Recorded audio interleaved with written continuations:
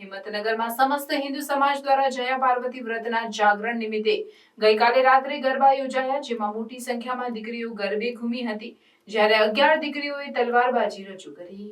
હિંમતનગરના મહાવીરનગર 4 રસ્તે પંચદેવ મંદિરે સમસ્ત હિન્દુ સમાજ દ્વારા પ્રથમવાર મંગળવારે રાત્રે જયા પાર્વતીના વ્રતના જાગરણ નિમિત્તે ગરબા યોજાયા, જેમાં રિયા પટેલ અને સાગર પંચાલે દીકરીઓને ગરબે ઘુમાવી. તો આ ગરબા દરમિયાન દીકરીઓએ તલવારબાજી કરી, જ્યારે સમસ્ત હિન્દુ સમાજ દ્વારા ગરબે ઘૂમતી દીકરીઓને લાણી આપી હતી. તો પ્રથમ, બીજા અને ત્રીજા નંબરે આવનાર પ્રથમ ગરબે ઘૂમનાર 5 દીકરીઓને તલવારબાજી રજૂ કરનાર 11 દીકરીઓને ઇનામ આપવામાં આવ્યા હતા.